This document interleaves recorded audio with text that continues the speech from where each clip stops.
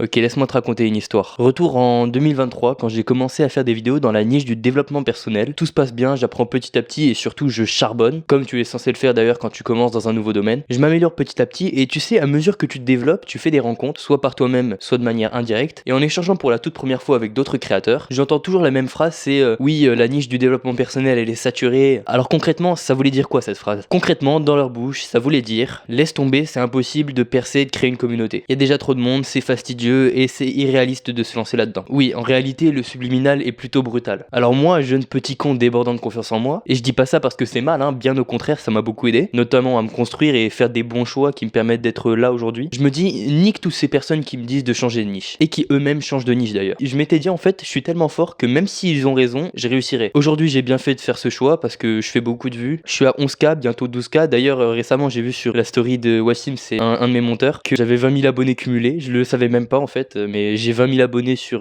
si on cumule tous mes réseaux en fait. Et surtout, je prévois d'atteindre les 100 000 abonnés sur YouTube d'ici l'été prochain. Donc autant dire que leurs prévisions, elles étaient mauvaises. Mais une niche saturée, concrètement, c'est quoi? C'est quand il y a énormément d'acteurs sur un marché, tellement que tu es submergé par la masse et que ça devient très difficile, voire même impossible de se faire une place sur le marché. Mais dans cette vidéo, je vais te montrer que t'as pas forcément besoin de changer de niche, même si elle est saturée, parce qu'il y a des leçons que tu peux utiliser pour te démarquer, même dans un marché bondé, et je vais te les partager dans cette vidéo. Premièrement, je sais que ça va paraître étrange pour certains, notamment parce que je fais que d'en parler et ça va faire bizarre que j'en parle sur une vidéo sur comment se démarquer lorsque tu es dans une niche saturée. Mais oui, tu as besoin de régularité pour te démarquer. Parce que là, on part du principe que tu fais pas des vidéos meilleures que tes concurrents sur le marché. Sinon, en soi, tu arriverais déjà à te démarquer. Donc dans ces cas-là, si tu ne les bats pas dans la qualité de tes vidéos, il faut que tu les battes en quantité. La seule chose que tu peux faire, c'est produire plus de vidéos. Combien de fois j'ai vu des mecs faire des vidéos complètement folles sur le développement personnel, mais perdre trop de traction à cause de leur manque de régularité. Mais il faut que tu sois régulier pour toi, mais aussi pour battre les autres. Les réseaux, c'est un jeu long terme et si tu arrives à être régulier pendant une longue période, mec, en vrai, t'as déjà réussi. Très peu de gens arrivent en réalité à être réguliers sur le long terme. Pour parler un peu plus de la fréquence de vidéos, moi je préconise 4 à 5 vidéos par semaine. Après, c'est sur mesure, tu vois, ça dépend forcément du type de vidéo que tu fais. Si tu fais des vidéos avec un montage comme moi, par exemple, et que t'as pas de monteur, forcément ça va te prendre beaucoup plus de temps. Et dans ces cas-là, je te préconiserais de faire moins, mais de prioriser la quantité. Mais il faut toujours que tu fasses au minimum, au grand minimum, 3 vidéos par semaine. Et c'est vraiment le strict minimum. Certains vont même à conseiller une vidéo par jour. C'est un rythme très impressionnant et extrême, mais à l'usure, tu perdras forcément en qualité, que ça soit dans tes idées ou même dans ta motivation. Donc essaye juste de t'imposer un rythme et de le tenir. Tu bénéficieras d'une tranquillité d'esprit et d'un autre côté, ça te permettra de régaler tes petits abonnés qui n'attendent que ça, que d'être fidélisés grâce à tes vidéos. Maintenant, imaginons que tu sois productif et que parfois ça t'arrive de faire même de bonnes vidéos. Mec, malheureusement, tu sais pas pourquoi, mais t'arrives pas à te différencier des autres dans ta niche. Si c'est le cas, c'est sûrement que ton contenu n'a pas d'identité propre. Je vais te donner un exemple avec mes vidéos parce que tout à l'heure je parlais avec 2 abonnés en sortant de la salle et en fait ils m'ont dit un truc très intéressant, c'est que sur la forme, mes vidéos elles étaient très bien, mais en fait ce qu'ils voulaient dire par là aussi, c'est qu'elles étaient très singulières. Il y a un des 2 abonnés qui m'a même dit, au niveau de la forme, je trouve qu'elles sont parfaites, il y a rien à y changer. Quand t'arrives à trouver le moment où il y a rien à changer, c'est là que tu sais que tu fais quelque chose de bien. Mais surtout mes vidéos, elles sont singulières. Il y a que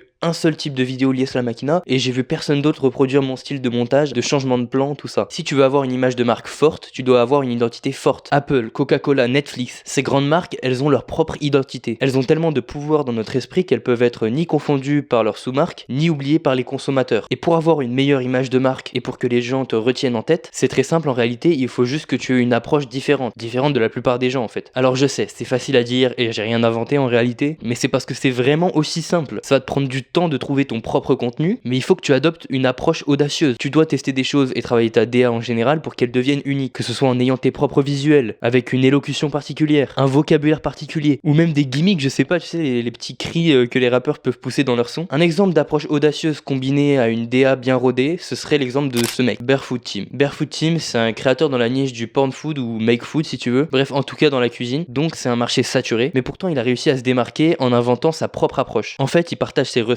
et il partage aussi son process de A à Z pour cuisiner ses repas, mais il s'arrête pas là, pas du tout, parce que là où les autres vont juste s'arrêter à donner les ingrédients, à la limite mettre une petite musique, faire en sorte qu'on entende bien les bruits du couteau quand ça coupe sur la table, pour que ce soit un petit peu satisfaisant, tu vois. Lui il va aller bien au-dessus, déjà il y a ça, et en plus de ça le mec a pris son sujet, la nourriture, et il y a ajouté du storytelling et de l'humour. Comme il a ajouté à ce moment-là quelque chose que aucun de ses concurrents faisait sur le marché, il a explosé. Et il y a plusieurs vidéos qui ont dépassé le 1 000 000 de vues, et il a pu inventer une nouvelle manière manière de créer des vidéos culinaires et elle a tourné. Tu peux pas complètement réinventer la roue, mais tu peux faire comme Barefoot Team et choisir de prendre quelque chose qui a déjà fonctionné, de rajouter toi tes inspirations personnelles et ta petite touche à toi, et ensuite ça créera quelque chose de tout nouveau. Rien ne t'empêche d'ailleurs, si c'est toujours pertinent, de lier deux mini-domaines, mini-sujets, tant que c'est pertinent et que ton positionnement est clair. Tu pourrais très bien faire des vidéos sur ton sujet et ajouter de l'humour par exemple. C'est ce que moi-même je fais parfois dans certaines de mes vidéos. Pour trouver sa DA, ce que je conseille, c'est d'avoir quelques créateurs que tu aimes beaucoup, qui t'inspirent. Et donc tu vas toi-même t'inspirer. Tu prends environ 3 à 5 créateurs. Au début, tu essayes de les copier parce que ça va t'aider à comprendre comment ils font. Et ensuite, tu ajoutes ta propre touche personnelle. Les gens, ils ont un petit peu un problème avec le fait de copier, mais moi je vais t'expliquer un truc. Le mot copier en France, il dérange, il a pas une connotation positive. Mais si tu penses que c'est le cas, je vais te poser une question. Si je te dis pas de copier tes créateurs préférés, comment tu vas faire pour créer un contenu tout nouveau qui est le tien en t'en inspirant? Tu peux pas, tout simplement. Parce qu'au début, tu dois copier pour savoir comment eux, ils construisent leurs vidéos, comment eux, ils créent leurs vidéos. C'est en copiant entre guillemets que après seulement tu vas t'émanciper de leur style, de leurs vidéos, et après que tu vas commencer à créer toi tes vidéos où on va sentir un petit peu qu'il y a quand même de l'inspiration. Moi dans mes vidéos, on sent toujours qu'il y a une petite inspiration d'Ali. On sent que dans mes scripts aussi, il y a une inspiration Hamza, on me l'a déjà dit. C'est deux créateurs dans le développement personnel que j'apprécie beaucoup. Comme j'ai dit, le plus important, c'est que tu amènes ton sujet d'une manière différente. Par exemple, peu de gens le savent, mais aujourd'hui le dev perso pur et dur en donnant des conseils de qualité, sans rien avec, ça marche plus. Aujourd'hui les gens, ça leur suffit plus. Il leur faut plus de topping, plus d'épices. Il faut des virgules, des petits ponts, je sais pas quoi, tchac tchac. C'est ça qu'on attend d'un buteur normalement. Tire but, c'est tout. Non, maintenant on en veut plus. Un peu d'oignon caramélisé, tu vois. Donc il va falloir ajouter du storytelling pour leur faire croire que ça va changer leur vie et que ça peut avoir un énorme impact. Comme ça, tu augmentes la valeur perçue et pour qu'ensuite ils soient reconnaissants envers toi. Ça, c'est ce que la plupart des gens du game dev perso font. Donc il faut que tu amènes ton sujet comme personne n'a jamais fait. Essaye pas de réinventer la roue non plus, mais apporte une touche différente qui fera que le mec se dit ah là c'est le même sujet, mais le mec a un truc intéressant à nous dire. Et ce sera pas forcément parce que tu énonces un concept différent. Non, tu parleras exactement de la même chose que ton voisin, mais seulement pas de la même manière. C'est un peu comme avec les meufs et même la drague de rue. Ce qui compte, c'est pas ce que tu dis, mais comment tu le dis. Donc en résumé, régularité. Faut que tu sois régulier et que tu t'imposes un rythme de vidéo, 4 à 5 vidéos par semaine. Il faut que tu développes une DA, une réelle direction artistique dans tes vidéos, que tes vidéos soient vraiment uniques, singulières. Et ça, je vais y revenir et je vais peut-être même faire une vidéo sur comment trouver sa DA, mais plus en détail. Et il faut que tu adoptes une approche audacieuse en utilisant par exemple le storytelling, l'humour. En gros, la plupart du temps, tu le sais pas, mais tu vas présenter les mêmes concepts que tes concurrents, mais il faut juste que tu les présentes différemment. L'objectif, c'est de surprendre ton audience en montrant un style qui est peu commun et qui t'est propre d'ailleurs. Donc choisis 3 à 5 créateurs qui t'inspirent et observe leur méthode. Tu t'inspires d'eux et tu fais un mash-up de toi, tes inspirations personnelles, toi, comment tu crées ton contenu et tu trouveras un petit peu ta DA. Toi, ton contenu qui te ressemble et qui est authentique pour toi. Essaye d'ajouter aussi une dimension émotionnelle avec des anecdotes personnelles où tu parles de toi. C'est d'ailleurs moi ce que je fais beaucoup. Il faut que vraiment tes textes soient bien écrits et ça j'y reviendrai encore dans d'autres vidéos sur cette chaîne. Cherche à rendre le contenu accessible, divertissant mais aussi mémorable, même s'il s'agit de sujets qu'on peut aborder dans la rue comme ça. D'ailleurs, si t'es intéressé par la création de contenu et que tu veux même aller plus loin, j'ai une offre d'accompagnement, c'est le premier lien dans la description, où tu peux réserver un appel de 30 minutes avec moi, où je t'expliquerai comment j'arrive à créer du résultat chez mes clients. Bref voilà, je te laisse voir ça, c'est dans la description. En tout cas, c'est la fin de cette vidéo, j'espère que ça t'a plu, c'était Lies, travaille sur toi mais travaille pour toi, abonne-toi. Mouah.